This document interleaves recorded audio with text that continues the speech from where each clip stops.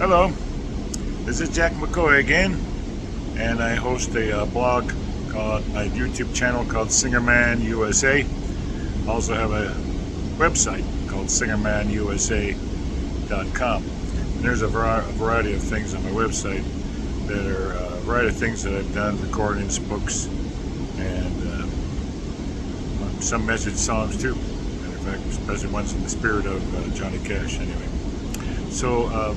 The whole purpose of this blog is to take step by step to develop not only the skills to be a good singer, but also the kind of the mindset, and also develop a perspective. Perspective is just kind of knowing what it is you really want to do, and so how to best focus on that particular thing so that you can better yourself.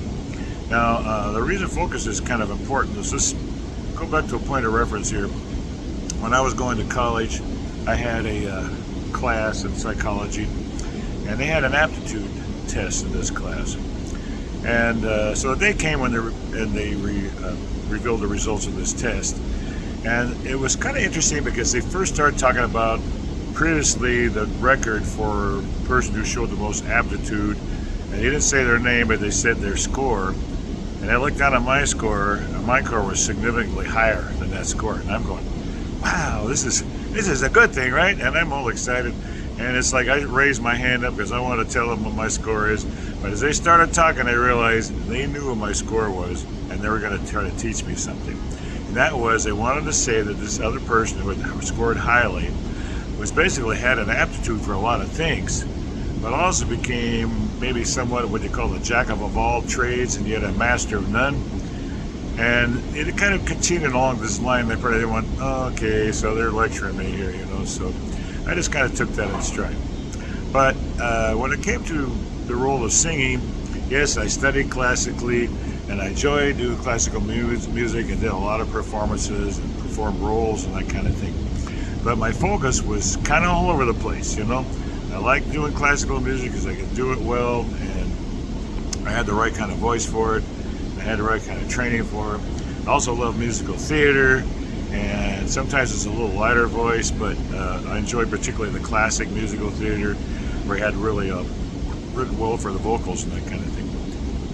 And but anyway, I also enjoyed songwriting, and I was a voice and composition major in college, and so I developed some skills as a songwriter, and I would find myself writing songs, and I even kind of did some compositions. Actually, one of the recordings that's reflected on the website shows some of those compositions.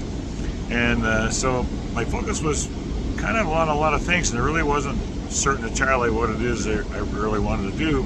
And that kind of diffuses your energy in a bit, in a way. And I think it's kind of the point they were trying to make to me is if you really are all spread out over a lot of things, you may lack the focus you need to succeed at any one given thing. And so henceforth, I've been lucky enough to be able to make a living singing, and this singing gondolier gig I've been doing for well over the last 20 years has been a real godsend for that for me, because a fellow in my years usually has quit a long time ago and doesn't sing anymore. And for me, though, I managed to have good training, so I was able to, keep my voice strong. Was able to do a gig like this and sing so many songs every day, and still, not be all worn out and being able to do it.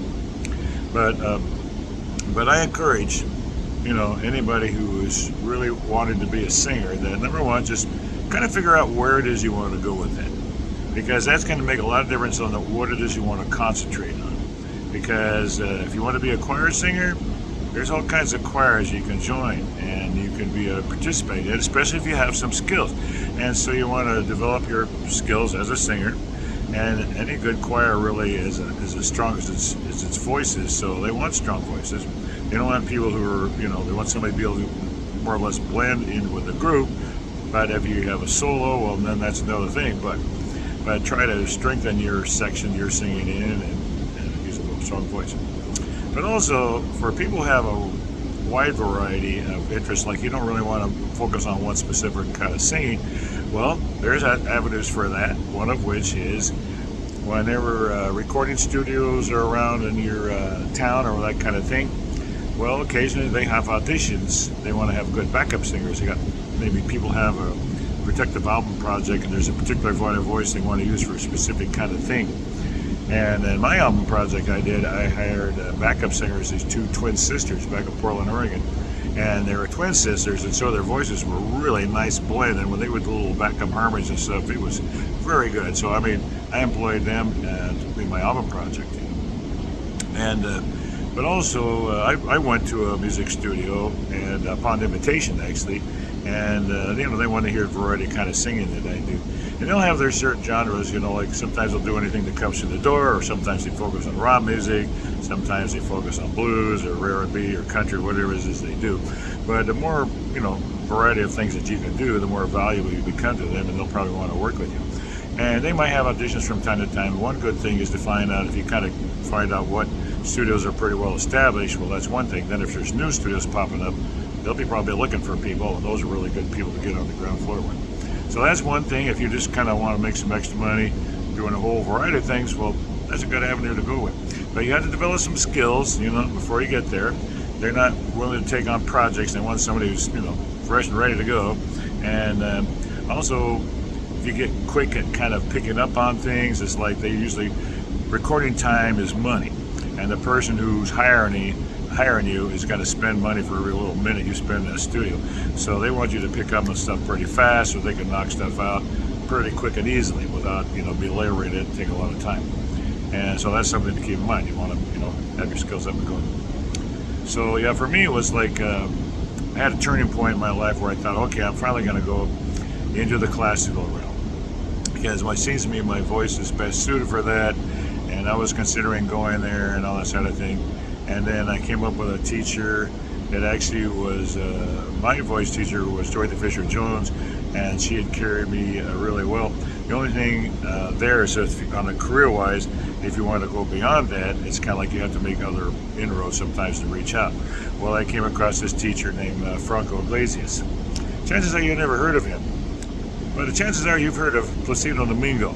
And any guy who is out there making it in the world, I enjoy the fact that, when actors, thank people, all the people that they thank to get to where they were and they win the awards that they are, because they're given respect, because they know all of those people participated in their success. And Placido Domingo's success has a lot to do with Franco Iglesias. He was a scholar of La Scala, and went on to, have a career of his own, but then became a teacher and really loved it. I never saw a man with more enthusiasm for teaching. That guy had so much energy.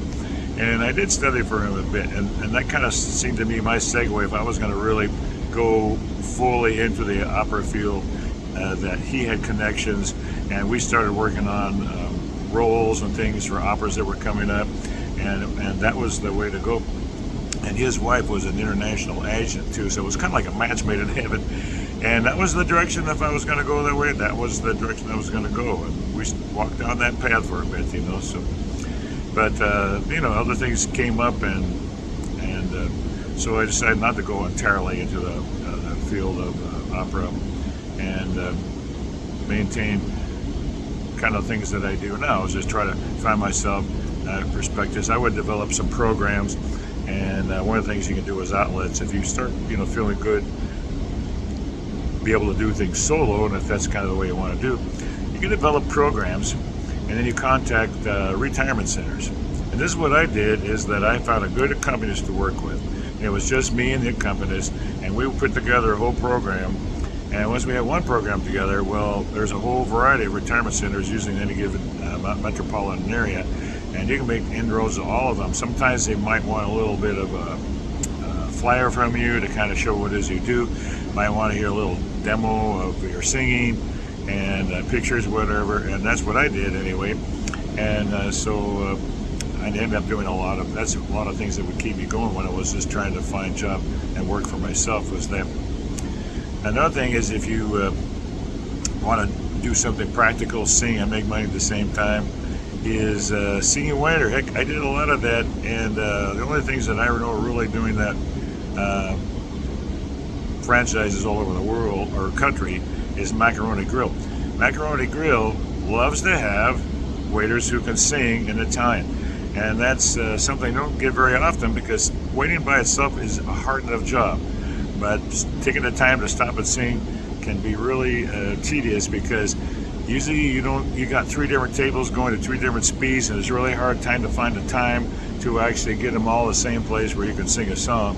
But I used to stumble my way through that, and I used to figure I better sing because I wasn't that good of a waiter. And that proved to be true a lot, actually. You know, I would get a tip for my singing, but not so much my waiting skills because it was hard to juggle when you got several tables at once. So Macaroni Grill kind of has a limit to the amount of tables they'll give you in the first place anyway. You'll find a lot of other ways if you sing will wanting to sing for their table so they get better tips. So we got to watch out for that because you got to, try to focus on, your tables while you're there, and you got to work with your own timing. Don't throw yourself off, trying to give somebody else a song because they're going to make more money. So, but anyway, that's a couple of the perspectives about that. So, for example, if you're going to want to, if you like country music and that kind of thing, well, it's really good if you want to do country music that, number one is, if you're a songwriter, let's just say the thing that really sets the standard that separates the men from the boys, so to speak, in country music is people who can write for themselves. There's a lot of people who, do covers for other people, and, that's okay, but it's, if you got your own perspective, well, that's a whole nother thing, and probably at some point, I probably will do a whole series of things about basic songwriting skills, and so you can, kind of pick up on that if that's something you want to do. One of the things you might refer to on that is on volume number 2. I believe this is volume number 7. The volume number 2, I introduced a pitch pipe. And a pitch pipe is something that's not only handy for you when you're trying to develop singing vocalises and things that, range your voice from low to high, keep growing and strengthening, that kind of thing. Pitch pipe is real helpful when you want to write a song. And you want to write a song, you got to blow the note, you look at what it is, and you write it down, and then you can kind of remember, make yourself little notes so you can remember that song. You can write enough things down so you can remember the song. Sometimes the songs will just kind of come and go from you, and you'll remember them later, so if you can write a few little shorthand notes down, that can help you as a songwriter. And country music also has kind of a thing to it. It's like every little aspect of music has a little different set of rules to go with it. And let's just face it, country music a lot of times is very much associated with the South. And the South being that people have a little more of a drawl to their singing, and what they consider like true country, you're going to hear a little bit of twang in your music. Now, I don't know why it should be that way in the country. I was born in the country. Do I have any twang? No, I don't have any twang. My daddy was pretty well educated. He came from the big city, and so, you learn to speak from your parents pretty much. And so I learned to speak pretty proper English for the most part, and didn't have any twang to my voice. So I've written country songs and that kind of thing, but I'm first to tell you is that I don't sound like a country singer. But there are those singers out there that actually, if you listen to them talk, you can tell that, they just have to put some twang when they sing.